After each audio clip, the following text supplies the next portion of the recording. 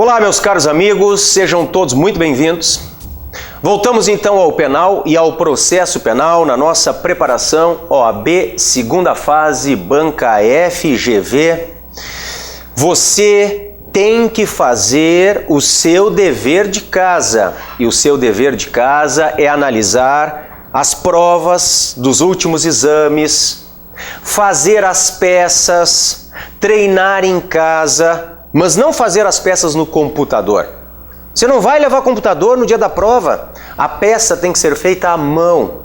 Você gosta da caneta Bic azul? Faz com caneta Bic azul, a mesma caneta Bic azul que você vai levar no dia da prova. É um treino imprescindível, necessário para a aprovação. Uma peça sem rasuras. Não risque a peça. Colocou uma palavra que não era bem a que você queria, uma palavra com algum errinho, ponha vírgula, digo, vírgula, e segue fazendo a peça. Não repita a mesma palavra no mesmo parágrafo. Não fica bem. Não faça parágrafos muito longos. Parágrafos de até 5, 6 linhas. E aí comece um parágrafo novo. Faça um recuo à direita, comece no meio da folha. Aquela frase fica bonita, fica uma peça agradável para quem está lendo. Cuide a numeração da sua peça. Uma peça bem organizada traz uma forma bonita. Não pense que é só conteúdo, é forma também da sua peça.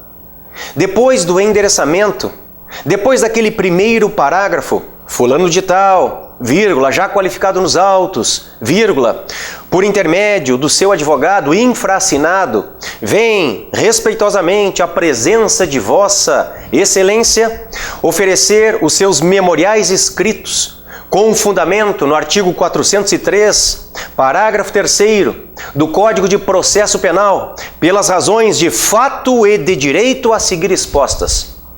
Eu gosto muito. 1. Dos fatos. 2. Do direito. 3. Do pedido. E ali 2 do direito, se houver, coloque 2.1 das preliminares. 2.2 do mérito. Havendo preliminares, coloque 2.1.1 da extinção da punibilidade. Fale da prescrição.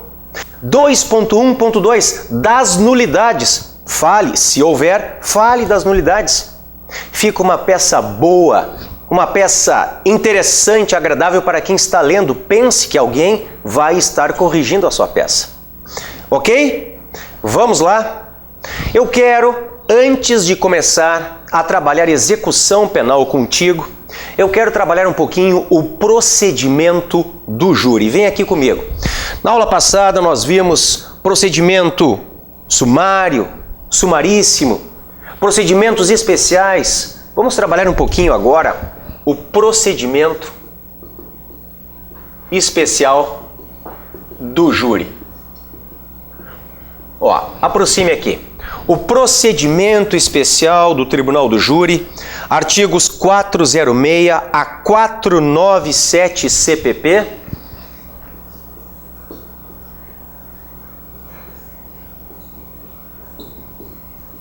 Olha lá. Artigos 406 a 497 CPP. Vamos começar a montar o nosso sumário. Competência. Vamos então falar um pouquinho do procedimento do Tribunal do Júri, um procedimento especial, muito importante para a tua segunda fase. Competência. Bom, o Tribunal do Júri tem competência, anota aí, para julgamento dos crimes dolosos contra a vida. E esta competência, eu já vou escrever aqui, ela é constitucional e mínima. É uma competência constitucional e mínima. Por que constitucional? Por causa do artigo 5º, inciso 38 da Constituição Federal. Vamos lá? Vamos para a tela. Olhem ali. Abri a Constituição, observe aqui. Eu vou até o artigo 5º.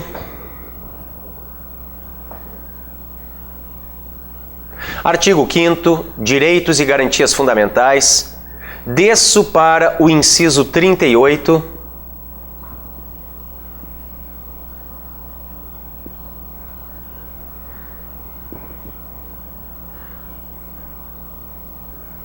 É reconhecida a instituição do júri, com a organização que lhe der a lei, assegurados: a plenitude de defesa, b, o sigilo das votações, c, a soberania dos veredictos, d, olha aqui ela, a competência para o julgamento dos crimes dolosos contra a vida.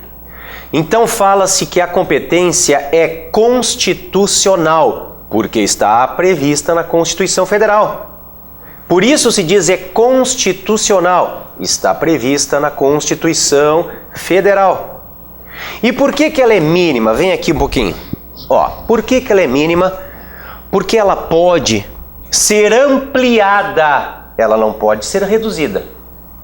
Os crimes dolosos contra a vida não podem ser julgados por outro órgão que não o júri. Agora pode ser ampliada, talvez no futuro seja. Hoje, até hoje, o júri ele julga o homicídio doloso, artigo 121. A participação em suicídio, artigo 122. O infanticídio, artigo 123. E os crimes de aborto, 124 e seguintes, todos do Código Penal. Esta é a competência do Tribunal do Júri. Agora, atenção para os conexos. Vamos para o CPP, artigo 78 CPP. Olhem aqui. Abri o CPP, observe aqui comigo, está na tela. No CPP nós vamos para o 78. Olhem só. Na determinação da competência por conexão ou continência, serão observadas as seguintes regras. 1. No concurso entre a competência do júri e de outro órgão da jurisdição comum, prevalecerá do júri. Então, além dos crimes dolosos contra a vida, o júri ele julga também os conexos. Olhem só, meus caros, digamos que no mesmo contexto fático,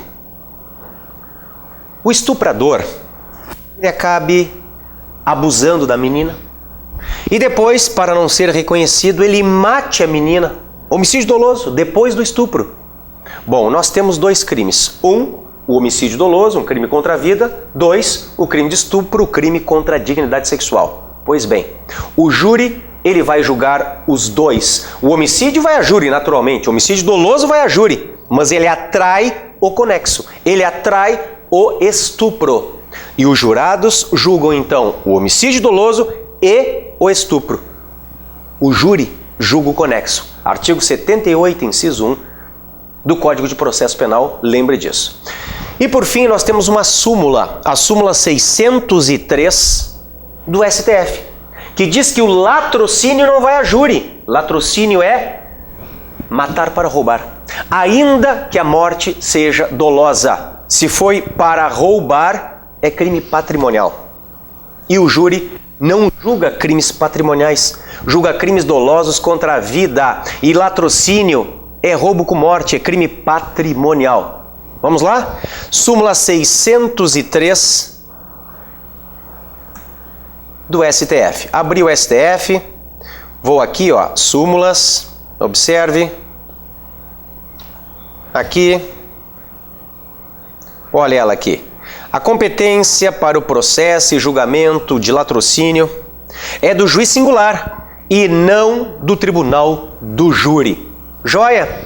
Isto no nosso ponto, então, competência. Vem aqui comigo. Vamos para um segundo ponto, que é composição.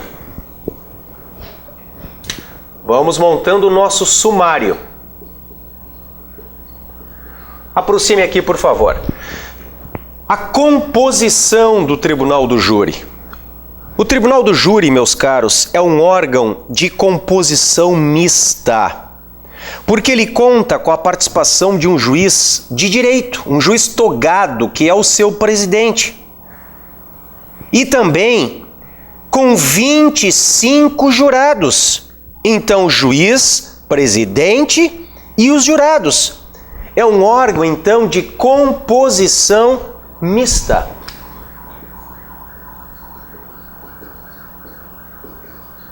Juiz, presidente, mais jurados. Juiz presidente mais 25, antes da alteração do CPP eram 21, hoje são 25 jurados. Deixa eu te mostrar isso aqui dentro do CPP. Olhem só. Pode vir para a tela. Aqui está o CPP de novo. Nós estávamos lá no 78. Olhem aqui o 447. Olha lá. O Tribunal do Júri é composto por um juiz togado, seu presidente, e por 25 jurados, que serão sorteados dentre os alistados, 7 dos quais constituirão o conselho de sentença em cada sessão de julgamento. Então vejam, o conselho de sentença é formado por 7 jurados, mas o Tribunal do Júri é formado pelo juiz e por 25 jurados. Esta é a composição do Tribunal do Júri.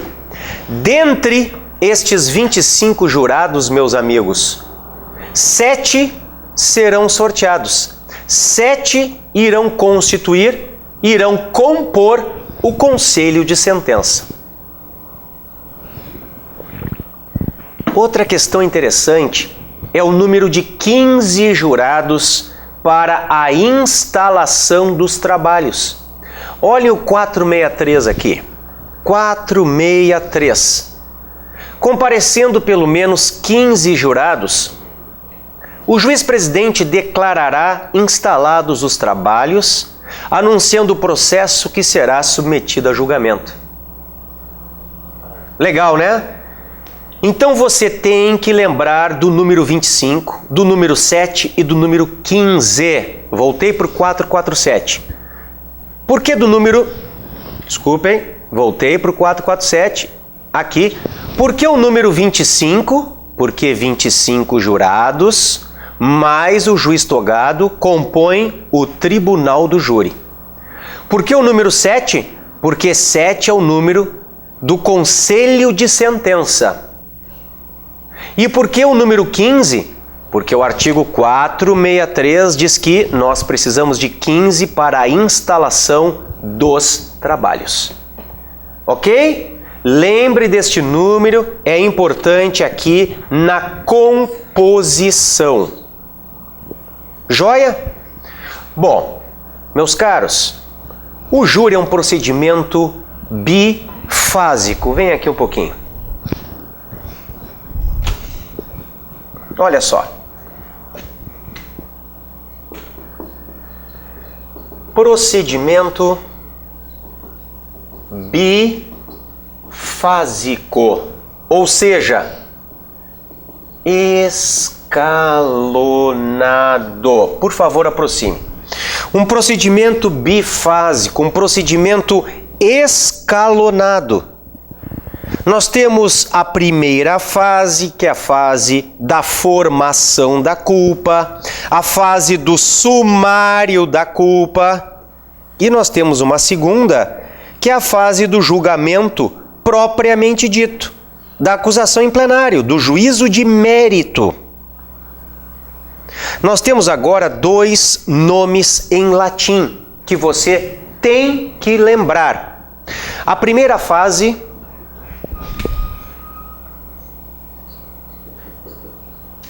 é a do Judicium Accusationis. A segunda é a fase do Judicium Causae. Aproxime aqui, por favor, para o pessoal pegar o latim. Então nós temos o Judicium Accusationis. Escreva accusationis e fale acusaciones. Então veja, é a primeira fase, a fase da formação da culpa. É aquela que tramita exclusivamente perante o juiz-presidente do júri. Já a segunda fase, meus caros, do judicium causae, é a fase do julgamento propriamente dito, a fase da acusação em plenário. Bom, esta fase se desenvolve no plenário do tribunal do júri perante os jurados. É isto aí, perante os jurados. E aí eu te pergunto, e qual é o marco divisório? Qual é o marco divisório entre estas duas fases? A pronúncia. Aproxime aqui. O marco divisório entre as duas fases é a sentença de pronúncia. É a sentença de pronúncia. Meus caros, vamos falar um pouquinho sobre cada fase? Então vamos lá. O procedimento do júri é o que nós estamos vendo, o procedimento especial do Tribunal do Júri. Ele é bifásico, ele é escalonado, porque ele é composto de duas fases. A primeira fase é a fase da formação da culpa, do juízo da culpa, do sumário da culpa. Esta fase se desenvolve exclusivamente perante o juiz-presidente do Tribunal do Júri e ela vai até a pronúncia. A segunda fase, a fase do julgamento propriamente dito. Esta fase se desenvolve no plenário do júri, é chamada de judicium causae, e ela se dá perante os jurados. Então vamos falar um pouquinho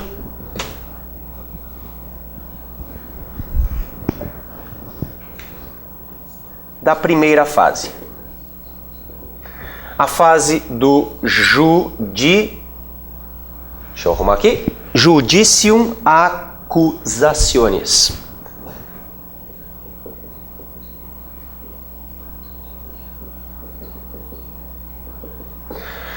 A fase do judicium accusationis. Bom, o procedimento é o que nos interessa.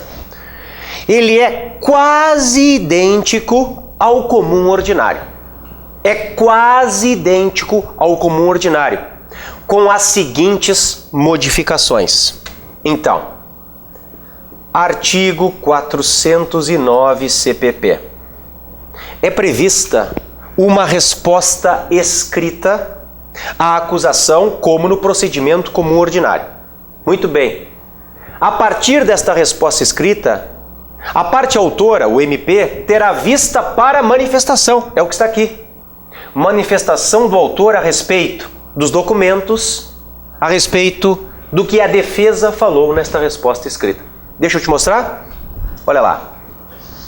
Eu volto aqui para o 409. Olha lá. Só suba um pouquinho para você ver que nós estamos no procedimento relativo aos processos da competência do Tribunal do Júri. Joia. Fui por 409. Diz assim: apresentada a defesa, o juiz ouvirá o MP ou o querelante sobre preliminares e documentos em 5 dias. Tá aí uma primeira diferença em relação ao procedimento comum ordinário. Uma segunda diferença, meus caros, é o prazo máximo para a realização da audiência de instrução e julgamento. Vem aqui um pouquinho. Eu vou colocar uma segunda diferença aqui, porque a lei, ela fala em 10 dias como prazo máximo para se desenvolver a audiência. Artigo 410. Olha aqui comigo. Diz assim, deixa eu só fechar aqui, fechei, olha lá, 410. O juiz determinará a inquirição das testemunhas e a realização das diligências requeridas pelas partes no prazo máximo de 10 dias. Então é o prazo máximo para a realização da audiência de instrução e julgamento. Tá aí, outra diferença. Uma segunda diferença é que não há fase de diligências. Vem aqui comigo. Não há fase de diligências. Vou colocar aqui artigo 402 CPP. O 402 nós vimos juntos no procedimento comum ordinário. Ele fala numa fase de diligências. Esta fase inexiste no rito especial do júri. Lembra? Olha aqui. Eu subo um pouquinho para o 402 e te lembro que, produzidas as provas, ao final da audiência, o MP, o querelante, o assistente e a seguir o acusado poderão requerer diligências cuja necessidade se origine de circunstâncias ou fatos apurados na instrução, a fase de diligências. Pois bem, esta fase não existe no rito do júri. Ok? Depois, volta aqui comigo um pouquinho. Nós temos as alegações orais. Alegações orais. Artigo 411, parágrafos 4º a 6º, CPP. Alegações finais orais. 411, parágrafos 4º a 6º, CPP. Te mostro. Ó, fui lá embaixo de novo no rito do júri. Tá aqui, ó, 411. Deixa eu ler o 411. Na audiência de instrução, proceder-se à tomada de declarações do ofendido. Então vejam, primeiro é ouvida a vítima, se ela estiver viva, né? Aqui tem homicídio, não esqueçam. Mas pode ser homicídio tentado. A inquirição das testemunhas, primeiro as de acusação, depois as de defesa, nesta ordem. Bem como aos esclarecimentos dos peritos, às acariações e ao reconhecimento de pessoas e coisas, interrogando-se em seguida o acusado e procedendo-se o debate. O acusado é o último a ser ouvido, em nome da ampla defesa. Olhem aqui o parágrafo 4º que eu botei ali no nosso esqueminha. Diz assim: as alegações serão orais, concedendo-se a palavra, respectivamente, a acusação e a defesa pelo prazo de 20 minutos prorrogáveis por mais 10. Havendo mais de um acusado, o tempo previsto para a acusação e a defesa de cada um deles será individual. Ao assistente do MP, após a manifestação deste, serão concedidos 10 minutos, prorrogando-se por igual período o tempo de manifestação da defesa. Tá aí. As alegações finais, meus amigos, serão necessariamente orais, apresentadas na audiência de instrução e julgamento. Tá aí, tá aí. Ok? É claro que há uma praxe por parte dos juízes, no sentido de se autorizar a substituição das alegações finais orais por memoriais escritos, em analogia ao rito comum ordinário. Então nós acabamos combinando na nossa peça, se forem memoriais do júri, os artigos do procedimento comum ordinário, quais são? 403, parágrafo 3º e 404, parágrafo único, com o 411. Porque não há previsão de conversão das alegações finais orais em memoriais. Não há esta previsão no júri. Então, por analogia, nós tomamos emprestado lá do procedimento comum ordinário. Joia? E a última diferença é o prazo para encerramento desta primeira fase. Sabias? Tem prazo. Põe aí artigo 412. Artigo 412. Existe um prazo para encerramento desta primeira fase, meus amigos. Olha aqui. Podemos voltar para a tela. Olha ele aqui. O procedimento será concluído no prazo máximo de 90 dias. Muito importante este artigo 412. O prazo para a conclusão da primeira fase. Está aí. A primeira fase, o Judicium Accusationis, tem que ser concluído em 90 dias. Está aí. Então, meus caros, vamos pensar o seguinte. O teu cliente está preso. O teu cliente está preso preventivamente.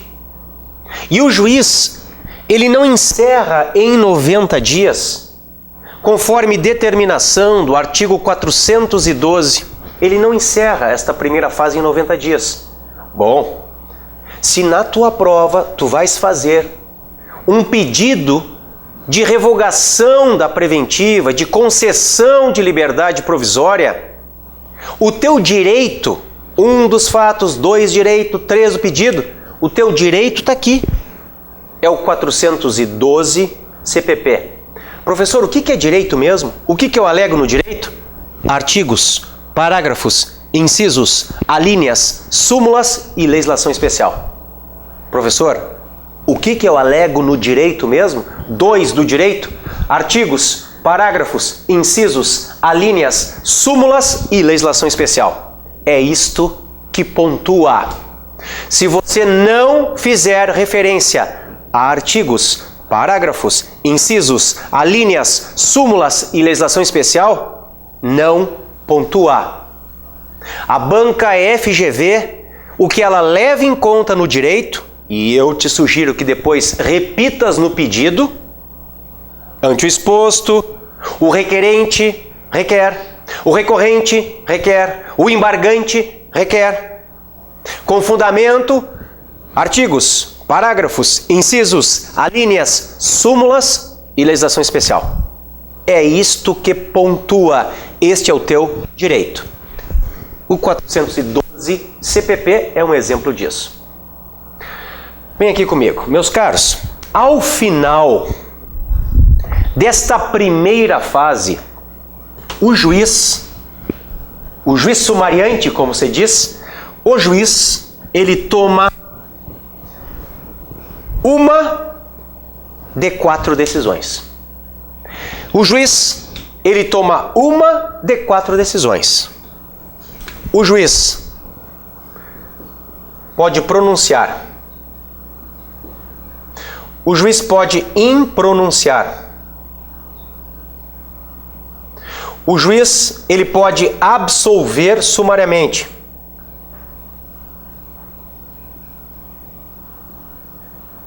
O juiz pode desclassificar.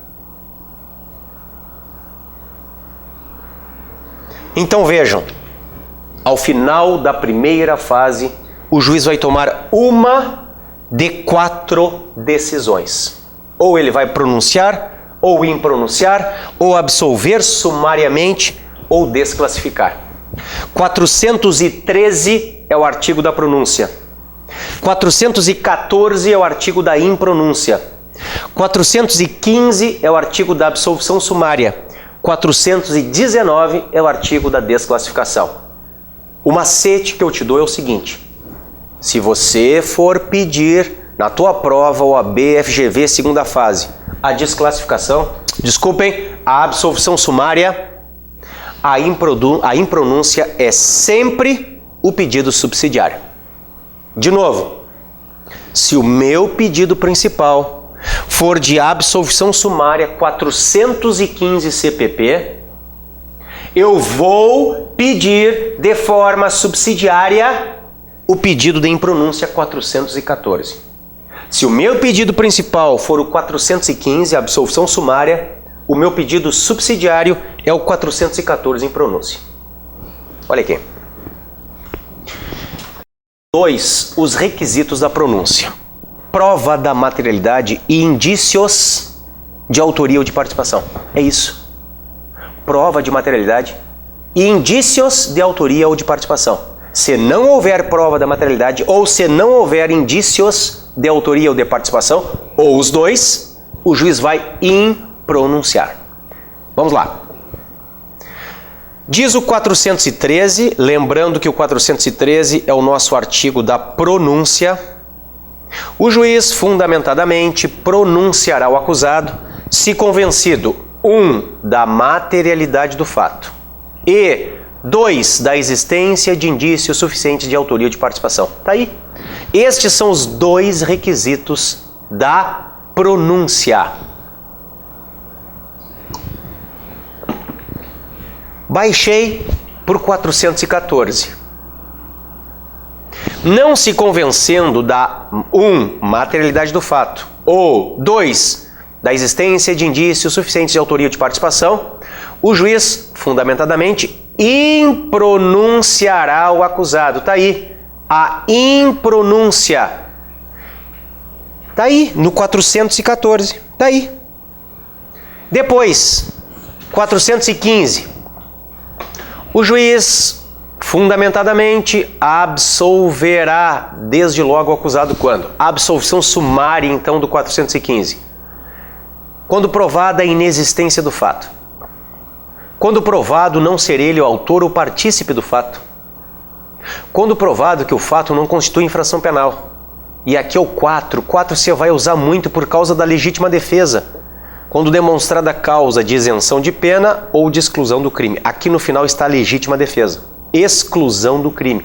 A legítima defesa, exclusão do crime. Queres ver? Abri o Código Penal, olha ele aqui. Código Penal, olha ele aqui. Vamos para o 23. Olha lá.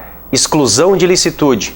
Não há crime. Exclusão do crime. Não há crime. Quando o agente pratica o fato, 2, em legítima defesa. 23, 2 do CP. Remete ao 415, 4 do CPP. Exclusão do crime. Tá aí. Tá aí. Então, esta é a absolvição sumária, meus amigos, do 415. A absolvição sumária. Só que para que isto ocorra, deve haver uma prova extreme de dúvida, como se diz. Uma prova extreme de dúvida. Uma prova tão forte que não gere nenhuma dúvida. Por exemplo, digamos que existam 10 testemunhas no processo. As 10 dizem que o teu cliente agiu em legítima defesa. As 10 dizem o teu cliente agiu em legítima defesa. Não há nada em contrário. O juiz está autorizado nesta primeira fase, ao final dela, absolver sumariamente 415-4. Agora, se das 10, 9 dizem houve legítima defesa e o minha diz não houve, se eu tenho uma testemunha, uma só em contrário, o juiz vai pronunciar. Porque nesta fase vige o indúbio pro societate. Na dúvida, a favor da sociedade, portanto contra o réu. O indúbio pro réu vai vir só na segunda fase. Tá? Lembre disso. E depois nós temos a desclassificação que está no 419. Olha aqui. 419. Quando o juiz se convencer, em discordância com a acusação, da existência de crime diverso dos referidos no parágrafo 1º do 74 deste Código, e não for competente para o julgamento, remeterá os autos ao juiz que o seja. O 419, meus caros amigos, ele acaba sendo o artigo, acaba sendo o teu fundamento, acaba sendo o teu direito, a tua tese. Quando o MP, ele fala em dolo eventual e você vai sustentar a culpa consciente. Ou seja, aqueles casos em que há homicídio no trânsito, no caso de pega, de racha, o MP acusa o teu cliente de homicídio doloso pelo dolo eventual. E você vai dizer, não, meu cliente não nega o fato. Era ele que estava dirigindo o carro. Só que eu quero que ele seja punido pelo que ele fez. E o que ele fez? Ele agiu com culpa e não com dolo. Então eu quero a desclassificação. Ele não pode ir a júri. Eu quero a desclassificação de dolo eventual para culpa consciente. Do artigo 121 do Código Penal para o artigo 302 do Código de Trânsito Brasileiro, CTB, que é a Lei 9.503 de 97. O teu fundamento é o 419. Este é o teu direito. Esta é a tua tese. Tem que estar em amarelo. Por quê? Porque é a luz no fim do túnel. Amarelo o teu código aí. É a tua luz no fim do túnel. Joia! Esta é a primeira fase. Olha aqui agora. Vou pegar a canetinha. Aqui.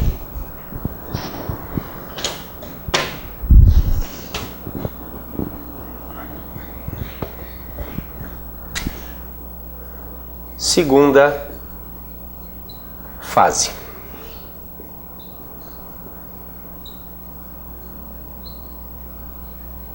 Ó, por favor, aproxime. A segunda fase, meus caros, ela é formada pelo o que se chama de judicium causae. Judicium causae. Essa segunda fase, ela não é mais iniciada com o libelo como era antes da alteração. O início desta segunda fase se dá logo com a abertura de vista dos autos às partes, para que em 5 dias arrolem testemunhas, juntem documentos, requeiram diligências. É a famosa fase do 422. Olha aqui.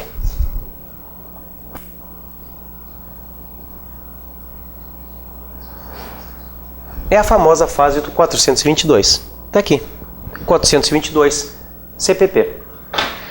Te mostro? Olhem só.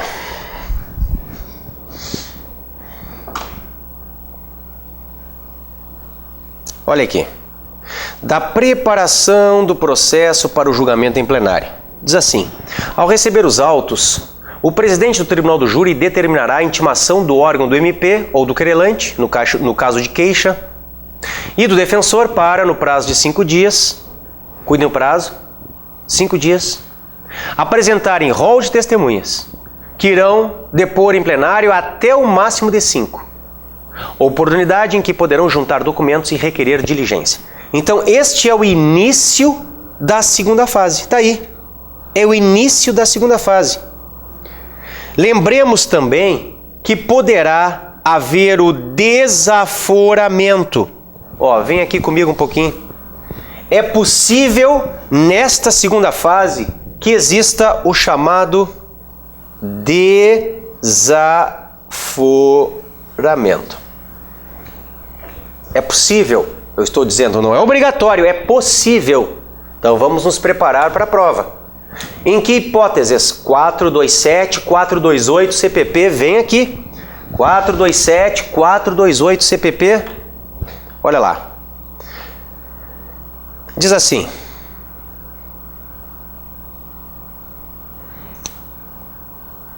do desaforamento. 427. Se o interesse da ordem pública ou reclamar ou houver dúvida sobre a imparcialidade do júri ou a segurança pessoal do acusado, o tribunal, a requerimento do MP, do assistente, do querelante ou do acusado, ou mediante representação do juiz competente, poderá determinar o desaforamento do julgamento para outra comarca da mesma região, onde não existam aqueles motivos, preferindo-se as mais próximas. Olhem aqui o 428. O desaforamento também poderá ser determinado em razão do comprovado excesso de serviço, ouvidos o juiz presidente e a parte contrária, se o julgamento não puder ser realizado no prazo de 6 meses, contado do trânsito em julgado da decisão de pronúncia. Então, 427 e 428 CPP falam do desaforamento.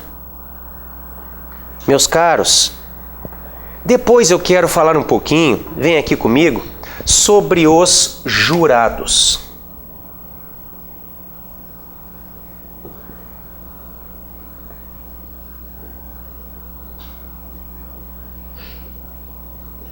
Sobre os jurados.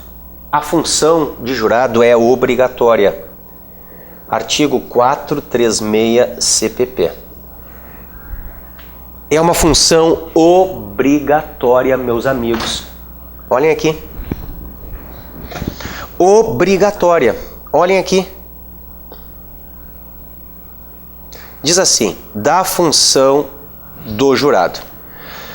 O serviço do júri é obrigatório. O alistamento compreenderá os cidadãos maiores de 18 anos de notória idoneidade. Nenhum cidadão poderá ser excluído dos trabalhos do júri ou deixar de ser alistado em razão de cor, etnia, raça, credo, sexo, profissão, classe social e econômica, origem ou grau de instrução. A recusa injustificada ao serviço do júri acarretará multa no valor de 1 a 10 salários mínimos a critério do juiz de acordo com a condição econômica do jurado. Esse é o artigo do jurado, o 436 e os seguintes. Legal, né? Isto é muito importante. Olha aqui. Olha aqui. 442 eu quero te mostrar. O jurado que sem causa legítima deixar de comparecer no dia marcado para a sessão ou retirar-se antes de ser dispensado pelo presidente, será aplicada multa de 1 a 10 salários mínimos a critério do juiz de acordo com a sua condição econômica. Ok? Então há previsão de multa para o jurado. Vamos lembrar disso. Ok? Vamos lembrar que o conselho de sentença é formado por quantos mesmo? Ó, eu vou lá para o 469. Olha aqui. Aqui. A separação dos julgamentos somente ocorrerá se, em razão das recusas, não for obtido o número mínimo de 7 jurados para compor o conselho de sentença. É outro artigo que eu te mostro que fala: o conselho de sentença é formado por 7 jurados. Importante, né? Muito importante.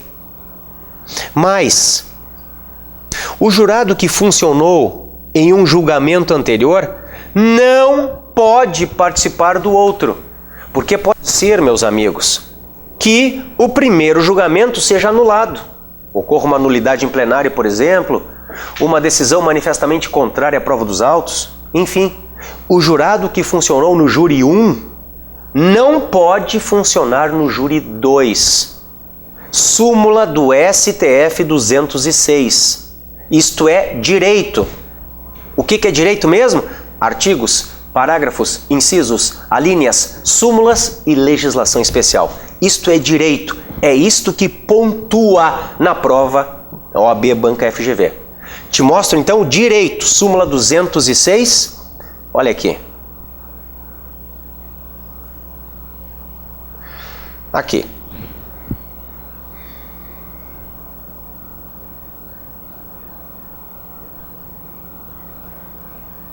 Olha só. É nulo o julgamento ulterior pelo júri com a participação de jurado que funcionou em julgamento anterior do mesmo processo. Tá aí. Súmula 206 STF.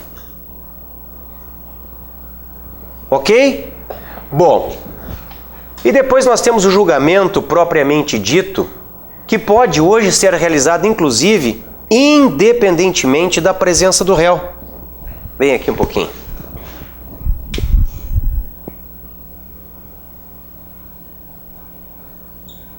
Vou colocar aqui artigo 457 CPP.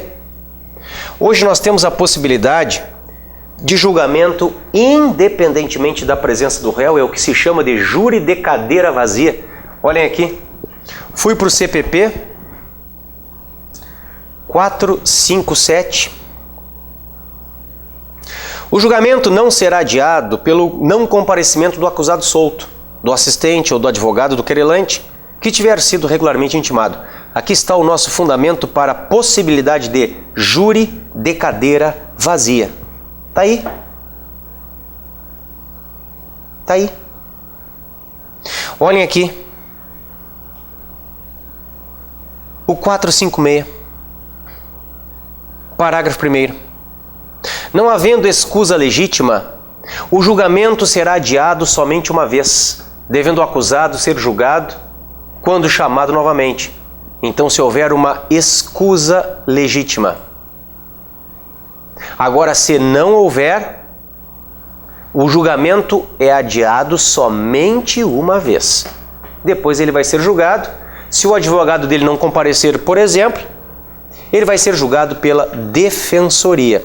Julgado não, desculpem, defendido pela Defensoria Pública. Aliás, muito bem defendido. Tá? Lembro, senhores, que nós temos também direito, ponto 2, um dos fatos, 2 direito, 3 pedido. O que é direito mesmo? Artigos, parágrafos, incisos, alíneas, súmulas e legislação especial. Nós temos também direito na questão das algemas.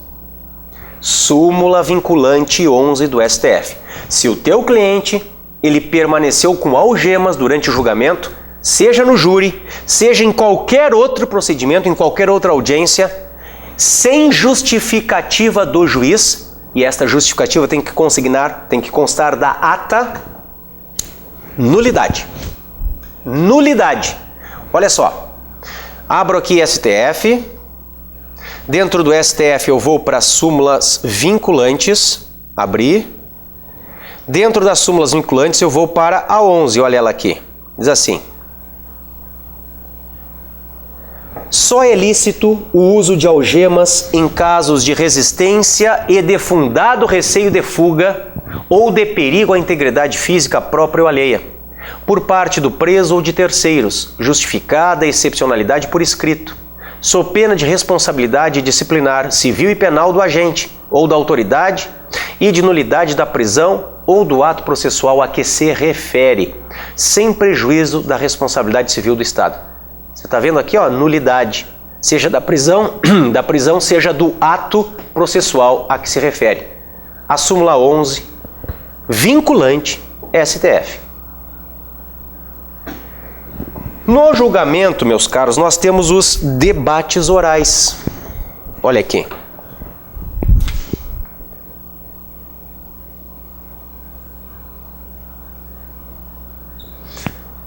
Artigo 476 CPP. Os debates orais no plenário do júri na segunda fase. Olha só. Eu já estou quase encerrando o procedimento do júri para nós entrarmos na execução. Ó, vou para o 476. Encerrada a instrução, será concedida a palavra ao MP, que fará acusação nos limites da pronúncia ou das decisões posteriores que julgaram admissível a acusação, sustentando, se for o caso, a existência de circunstância agravante. O assistente falará depois do MP. Daí. Fim da acusação, terá a palavra a defesa. Olha o tempo. O tempo destinado à acusação e à defesa será de 1h30 para cada, e de 1 hora para a réplica e outro tanto para a tréplica. Então, temos 1h30 na primeira parte, depois mais 1 hora, seja para o MP na réplica, seja 1 hora para a defesa na tréplica. Ainda, isto aqui é muito importante porque é direito preliminar para ti no direito, ponto 2. Preliminar é nulidade. Durante os debates, as partes não poderão, sob pena de nulidade, fazer referências à pronúncia. Olhem aqui. O MP não pode ler a pronúncia, a decisão de pronúncia, as decisões posteriores que julgaram admissível a acusação, ou a determinação do uso de algemas como argumento de autoridade que beneficiem ou prejudiquem o acusado. 2. Ao silêncio do acusado ou à ausência de interrogatório por falta de requerimento em seu prejuízo. O MP, então, não pode ler a pronúncia, O MP não pode falar que o réu ficou em silêncio e não se defendeu. Se ele fizer referência a um destes dois itens, você tem a obrigação de alegar a nulidade do julgamento. Tá aí. É o 478. Nulidade do julgamento. Ok, meus caros? E sobre a questão do procedimento especial do júri, é isto. Vamos começar a falar um pouquinho sobre a execução penal. Vem aqui comigo. Eu então apago o nosso bem organizado sumário aqui do júri.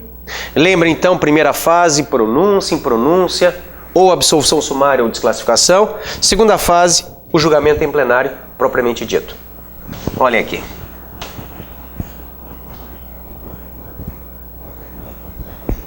Vamos falar um pouquinho sobre a execução penal. Outro dia, um aluno, ele me pergunta em sala de aula: professor, eu posso marcar o meu código? Pode. Nós tivemos aulas especiais sobre a marcação do código. Mas professor, eu posso fazer remissão? Pode. Pode. Pode. O edital diz expressamente isso. Você não pode fazer estrutura de peça. Então você colocar a lápis ou a caneta ali, olha, em primeiro lugar, eu vou colocar aqui o artigo 564 CPP, nulidades, é preliminar. Depois eu vou colocar o artigo 107 CP, é preliminar, é prescrição. Depois eu vou entrar no mérito. E se nós falarmos em resposta à acusação, eu vou colocar o artigo 396A CPP. Eu estou estruturando a peça. Não pode estruturar a peça. Não pode. Agora, uma simples remissão, colocar uma súmula, um artigo, está no edital que pode. Eu sugiro que não ponha nada, não precisa. Primeiro, porque os códigos já trazem muitas vezes a remissão. E segundo, me parece desnecessário, não se coloque em risco, o que eu sugiro. Agora, você quer fazer, não tem problema, o edital permite, você não pode. É colocar um tratado ali. Você não pode colocar jurisprudência ali. Você não pode colocar a frase de um autor ali, doutrina. Não pode.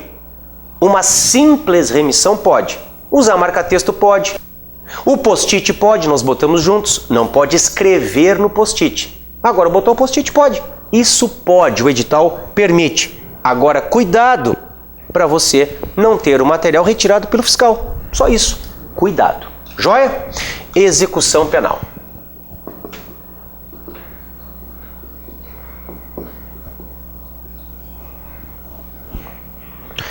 Execução penal. Eu quero começar a conversar com os amigos a respeito, vamos montar o nosso sumário aqui, da execução provisória. Como assim execução provisória, professor? Simples. É possível, por exemplo, uma progressão de regime antes do trânsito em julgado? Esta é a questão. Digamos que o teu cliente tenha sido preso em flagrante. O flagrante foi convertido em preventiva pelo juiz.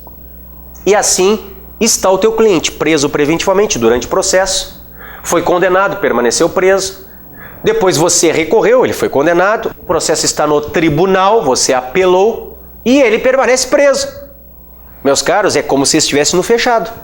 A preventiva é isso, é como se estivesse no fechado. Só que ele está tanto tempo preso, vamos falar assim, por exemplo, que ele já poderia ir para o semiaberto. Ele já teria tempo suficiente para progredir. Ele pode progredir antes do trânsito em julgado? Pode! Você pode pedir, vem aqui comigo, a execução provisória. Primeiro, porque a LEP permite. Lembrando que a LEP é a Lei de Execução Penal, é a Lei 7.210 de 84. E nós conversamos que a LEP é uma das mais importantes legislações. Tanto que nós marcamos de início na nossa aula ali, Constituição, CP, CPP e LEP. A LEP é uma das mais importantes, Lei 7.210 de 84. A LEP é direito. O que é direito mesmo, professor? Ponto 2, direito. 1 dos fatos, 2 do direito, 3 do pedido. Artigos, parágrafos, incisos, alíneas, súmulas e legislação especial. Está aqui ela. LEP. Então, cabe execução provisória? Cabe, em primeiro lugar, porque a LEP diz isso. Artigo 2º, parágrafo único. Já te mostro. O que é direito mesmo? Artigos, parágrafos, incisos, alíneas, súmulas e legislação especial. Em segundo lugar, porque nós temos as súmulas duas, 716 e 717 do Supremo Tribunal Federal. Então, aqui está o teu direito, na tua peça, o teu direito para justificar a execução provisória. Vem que eu te mostro. Olha lá. Vou abrir uma janelinha nova, estou colocando LEP, a Lei 7.210, já vai estar marcadinha no teu código, o teu post-it. Olha aqui, institui a Lei de Execução Penal, baixo para o artigo 2º, que diz assim. Artigo 2º. Nos interessa a primeira parte do parágrafo único. Esta lei aplicar-se-á igualmente ao preso provisório. Está aí? Alguma dúvida? Nenhuma, né? Está aí. Esta lei aplicar-se-á igualmente ao preso provisório. Bom, e se havia alguma dúvida, vem as súmulas do STF e dissipam qualquer dúvida. Em primeiro lugar, a 716. Ó, que diz assim: admite-se a progressão de regime de cumprimento da pena ou aplicação imediata de regime menos severo nela determinada antes do trânsito em julgado da sentença condenatória. Antes do trânsito em julgado da sentença condenatória. Nenhuma dúvida, né? Olhem a súmula 717. Não impede a progressão, de novo, de regime de execução da pena, fixada em sentença não transitada em julgado. Bom, aí a progressão provisória. O fato de o réu se encontrar em prisão especial. Está aí, de forma muito clara, a possibilidade de execução provisória, meus amigos. Então lembrem, é o artigo 2º, parágrafo único da LEP e as súmulas do STF 716 e 717. Ok, meus caros? Muito bem. Outra questão de suma importância para a nossa prova, vem aqui, é a competência.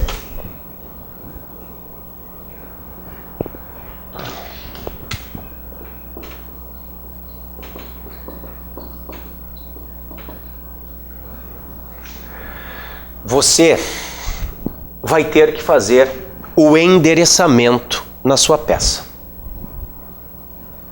Na sua peça prático-profissional. Se for um agravo em execução, artigo 197 da LEP, você vai ter que interpor para o juiz. E nesta petição de interposição, você tem que fazer o pedido relativo ao juízo de retratação. Eu vou te ensinar isso na nossa aula de recursos. Artigo 589 CPP, conforme o rito do RESE, RSE, recurso em sentido estrito. Mas para quem que você interessa a petição de interposição? Porque as razões vão para o tribunal. Ok, mas digamos que não seja um recurso de agravo em execução, que seja um pedido em sede de execução penal. Qual pedido? Livramento condicional, pode ser? Progressão de regime é o mais comum. Aliás, é o que mais cai na OAB segunda fase, né? Eu vou te mostrar, depois do nosso intervalo, a quantidade de questões que vem em relação à progressão de regime. Para quem que nós vamos endereçar? Olha só, para o juiz de direito. Você não vai chamar juiz estadual de direito. Na peça você vai colocar excelentíssimo senhor doutor juiz de direito. Aí eu já sei que é juiz estadual. Aí eu já sei que é comarca. Aí eu já sei que as razões vão para o TJ, Tribunal de Justiça, do Estado ou do Distrito Federal. Mas pode ser que eu esteja diante de juiz federal.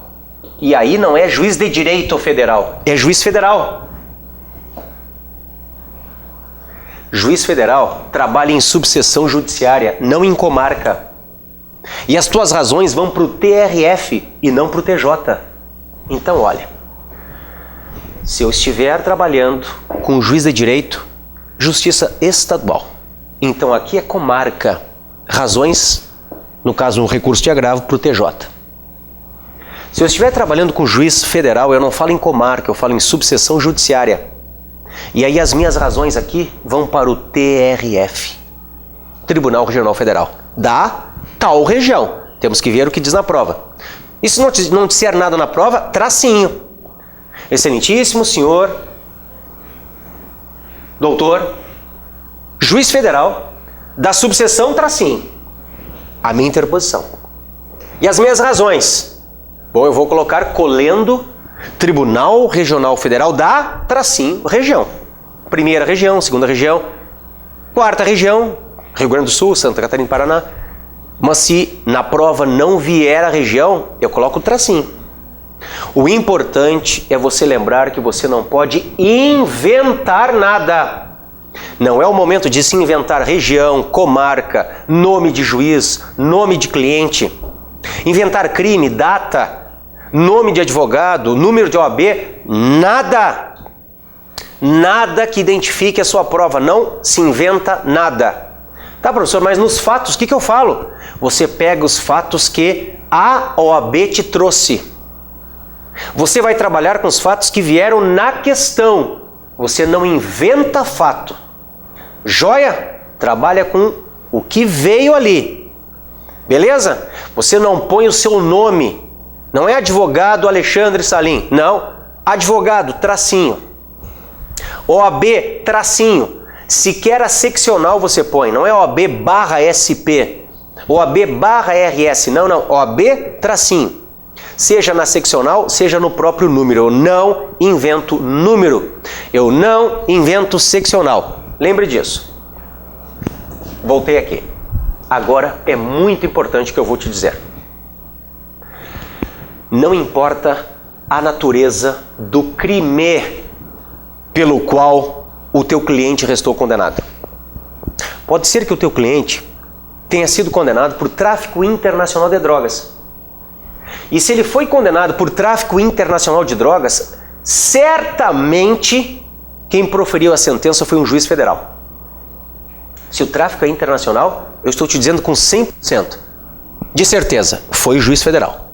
Bom, de novo, não interessa a natureza do crime pelo qual restou condenado o teu cliente. O que importa aqui, para a definição da competência, é a natureza do estabelecimento prisional. É isto que importa aqui, a natureza do estabelecimento prisional. Há prisões estaduais e há prisões federais. As federais são exceção. Há poucas prisões federais no Brasil, em geral aquelas de segurança máxima. A regra é que os presídios, que as penitenciárias sejam estaduais. Então, isto é o que importa para você endereçar a sua peça aqui no âmbito da execução penal. Não importa a natureza do crime pelo qual restou condenado o teu cliente. Repito, não interessa se é crime estadual ou crime federal. Não importa o crime. Importa o que mesmo? O professor falou. A natureza do estabelecimento. Meus caros, se for um presídio estadual, nós vamos endereçar a peça para um juiz de direito. Se for um presídio federal, nós vamos endereçar a peça para um juiz federal. Nós vamos então endereçar para o excelentíssimo senhor doutor juiz federal. Veio o nome do teu cliente na OAB? Veio. Veio, é o João dos Anzóis. Beleza, João dos Anzóis, vírgula, já qualificado nos autos. Precisa qualificar de novo. Imagina, ainda mais em sede de execução penal, ele já está muito qualificado, várias vezes qualificado, tanto que ele já foi até condenado. Agora, se não vier o nome do cliente, coloca cliente, cliente entre parênteses, tracinho, vírgula, já qualificado nos autos, vírgula, por meio do seu advogado infraassinado. Eu gosto até assim, procuração de folha, eu gosto.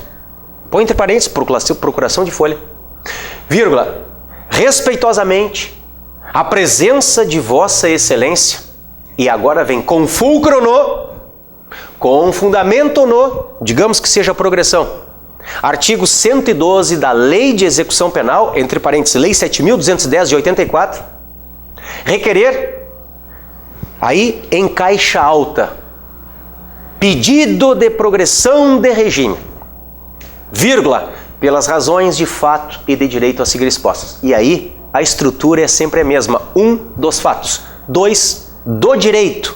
3, do pedido. Lá embaixo nós vamos colocar local e data. Só que você não vai escrever o local onde você está fazendo a prova. Senão você está identificando a prova. Você não vai colocar o dia da prova na data. Você vai colocar local, tracinho, vírgula, data, tracinho. Embaixo, advogado, tracinho, sem o seu nome. Embaixo do advogado, OAB, tracinho. Beleza, matou a questão. É isto. Joia? Então aqui na competência, o que interessa é a natureza do estabelecimento prisional. Deixa eu te mostrar uma importante súmula que você pode utilizar no argumento do direito. Olhem aqui. Eu vou para o STJ agora. Aqui. 192.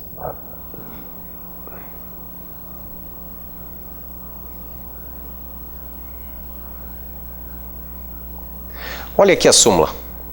Compete ao juízo das execuções penais do Estado a execução das penas impostas a sentenciados pela Justiça Federal, Militar ou Eleitoral, quando recolhidos a estabelecimentos sujeitos à administração estadual. Tá aí. A súmula 192 do STJ comprova o que eu acabei de te dizer. O que interessa é a natureza do presídio, é a natureza da instituição prisional e não a natureza do crime. Lembra disso. Súmula, então, repito o que está aí, é a 192 do STJ. 192 STJ. Ok? Bom, vamos falar um pouquinho sobre a assistência ao preso e ao internado? Vem aqui comigo.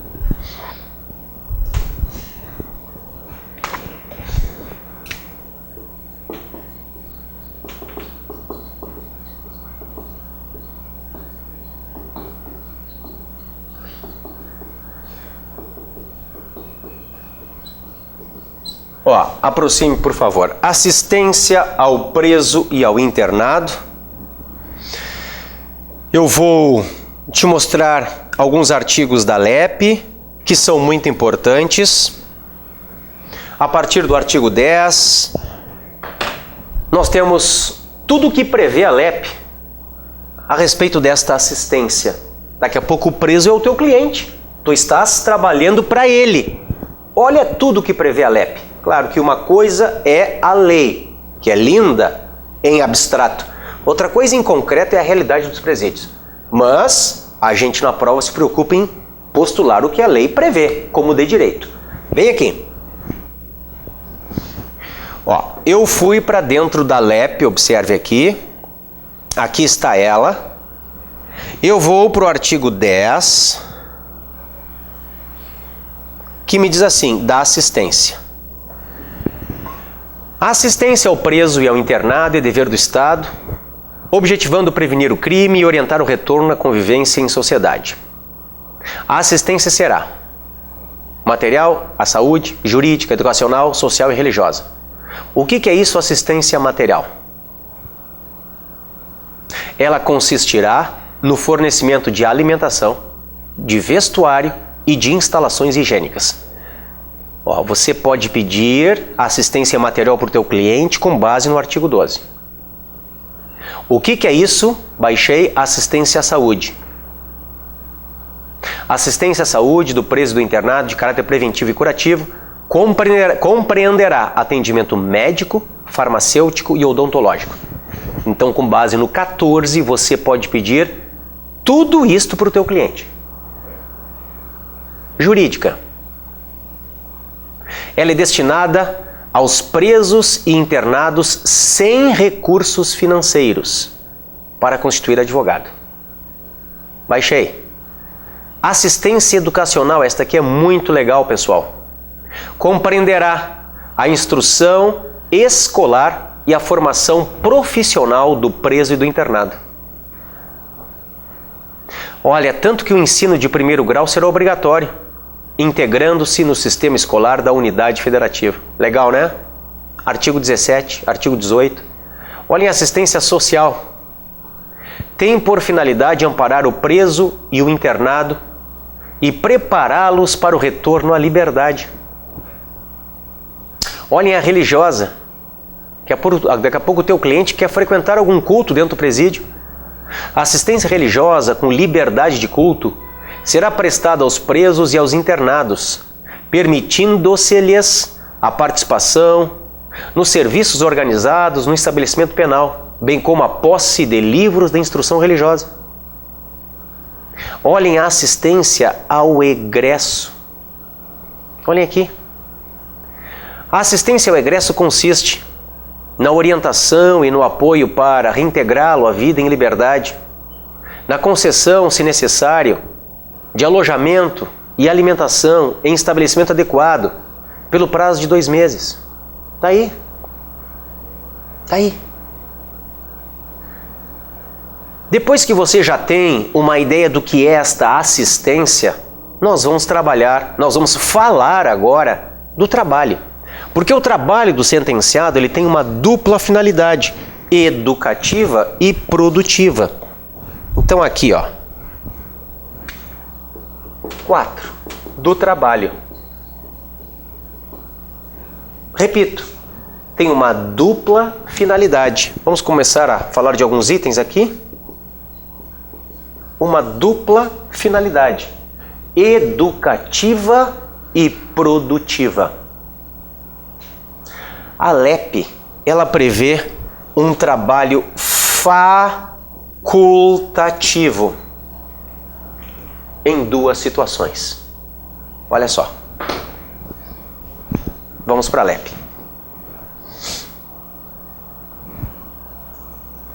O trabalho facultativo, em primeiro lugar, olhem aqui, artigo 200.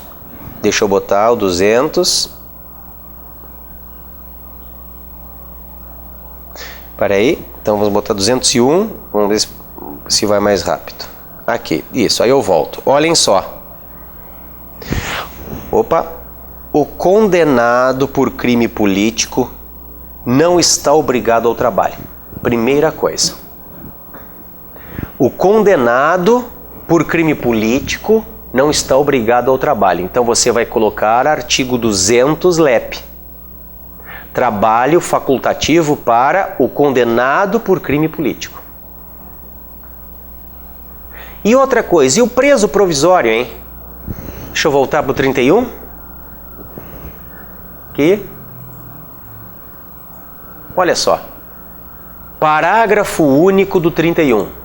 Diz assim: para o preso provisório, o trabalho não é obrigatório e só poderá ser executado no interior do estabelecimento. São os 2 casos. Olhem aqui, vem aqui comigo. Então é facultativo. No artigo 200, LEP, para quem mesmo?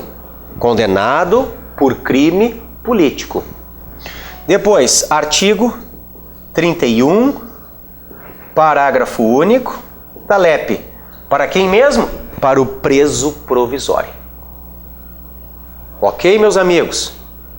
Depois, trabalho interno. Trabalho interno. Vem aqui comigo. Vamos para o 31. Pode botar ali. Olha lá. Do trabalho interno. Observem como o condenado à pena privativa de liberdade está obrigado ao trabalho interno.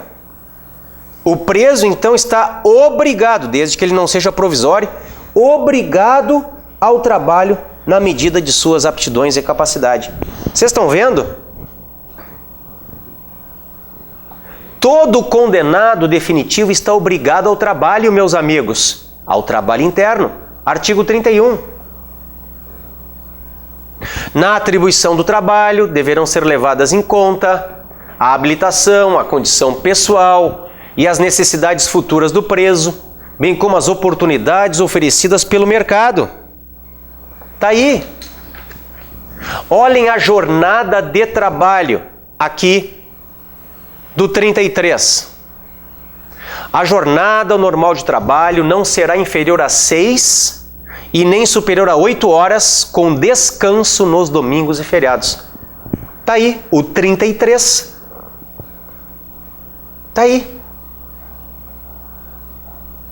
O trabalho poderá ser gerenciado, o trabalho poderá ser gerenciado por fundação ou empresa pública, com autonomia administrativa, e terá por objeto a formação profissional do condenado. Tá aí. Os órgãos da administração direta ou indireta da União, estados, territórios, Distrito Federal e dos municípios adquirirão, com dispensa de concorrência pública, os bens ou produtos do trabalho prisional, sempre que não for possível ou recomendável realizar-se a venda a particulares. Olhem aqui o produto do trabalho dos presos. Tudo isto está na LEP. Isto em relação, então, ao trabalho interno. E depois, meus amigos, venham aqui, nós temos o trabalho externo.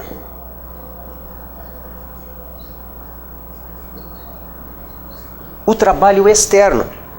Olhem quais são os requisitos previstos na LEP para o trabalho externo.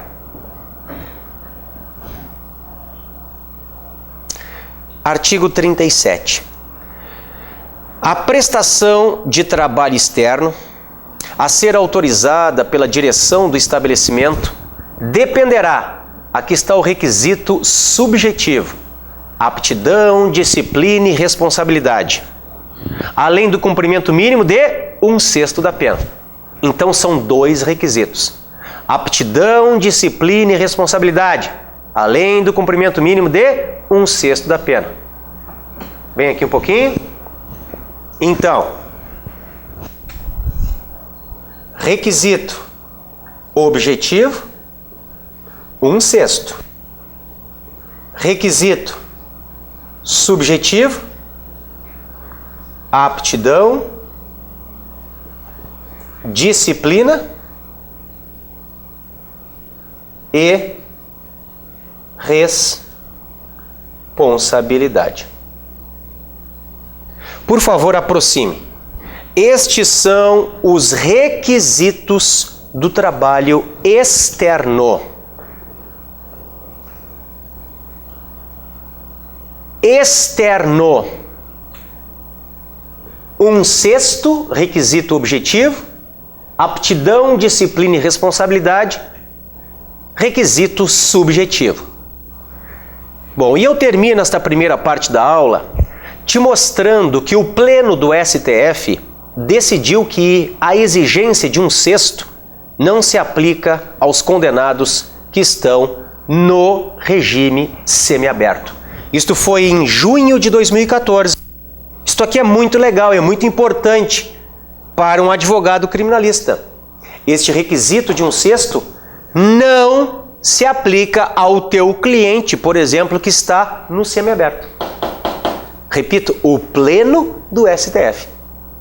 Olhem só, a execução penal 2. Vamos lá? Junho de 2014, vou te mostrar. Fui para o site do STF. Ó, pesquisa de jurisprudência. Eu estou colocando assim, EP de execução penal 2. Olha lá.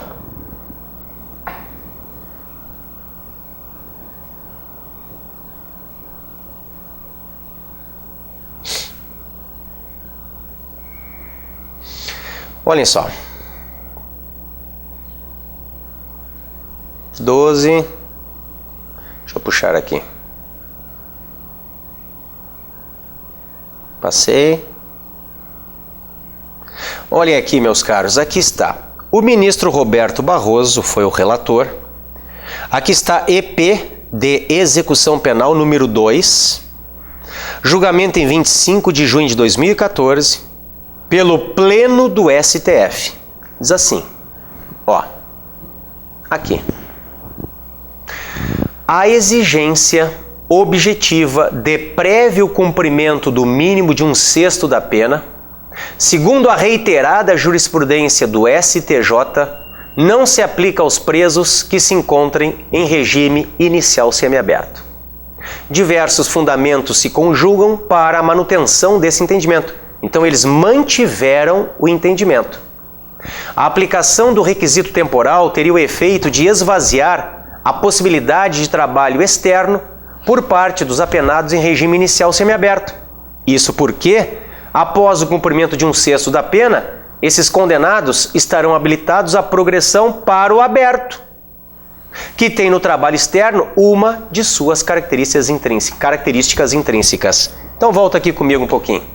Olhem só, se eu exigisse o cumprimento do requisito objetivo para quem está no semiaberto, 1/6, bom, 1/6 é o mesmo requisito, como nós veremos depois do intervalo, para a progressão de regime. Bom, isto acabaria criando um desestímulo ao trabalho, porque o sujeito com 1/6 ele pode progredir para o aberto. Por que ele vai querer cumprir 1/6 para trabalhar e permanecer no semiaberto? Então ele vai para o aberto direto. Tá aí. E se ele tem aptidão, disciplina e responsabilidade, é porque ele tem bom comportamento carcerário, que é o requisito subjetivo para a progressão, como nós veremos. Ok? Então vejam. Trabalho externo, 1/6, mais aptidão, disciplina e responsabilidade. Mas este 1/6, lembra, é para quem está no fechado. Se cair na prova que o teu cliente está no semiaberto, só basta o requisito subjetivo. Lembra que isto foi decidido pelo Pleno do Supremo Tribunal Federal. Tomamos um café e já voltamos, meus amigos.